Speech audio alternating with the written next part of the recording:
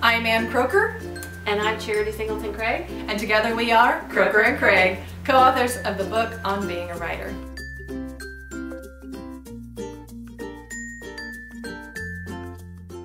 We're going to look at chapter 4, Notice. In this chapter, we're going to talk about what it takes to start paying attention to the world around us, which is not something I necessarily excel at, and I've had to learn to do. And we're also going to look a little bit at what it's like to recall and what it's like to try to dig into our memory to see what we noticed in the past.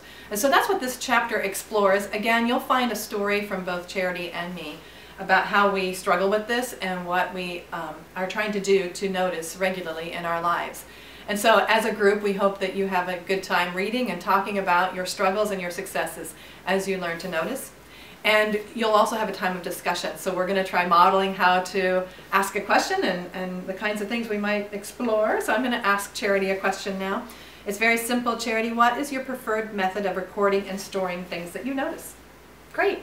Well, one of the things about recording and storing things that I notice is it leads back to that idea of what I've surrounded myself with. So I'm always looking at the things that are in my life and trying to find the details of those that can make their way into articles and essays and even books. You'll notice that a lot of the stories we tell are a result of us noticing and recording. Mm-hmm. So my favorite way, I'm actually kind of a mess when it comes to recording and storing ideas. And so those initial thoughts and observations usually find their way on a scrap of paper. It could be a gum wrapper, a receipt. I've known to put them on check deposit slips. Really, pretty much a mess. And for a long time, I left them just a giant mess, and I would have little bits of paper everywhere.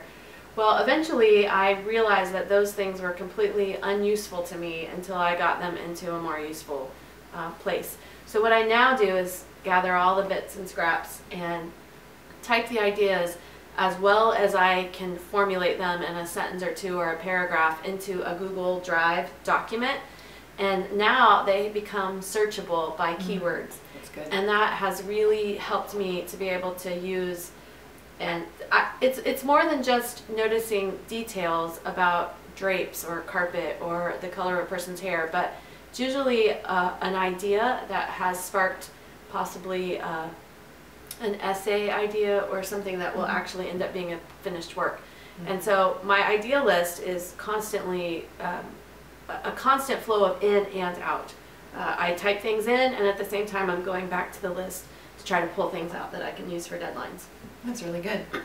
But there's nothing wrong with recording color of hair or carpet. No, that just doesn't happen to be the thing. I'm not always writing those kinds of details at the time for my own list. Yeah. That's good. That's good. So you can now talk about that as a group and figure out and learn from each other methods of noticing and recording those and using them in your work. So we'll see you again in chapter 5.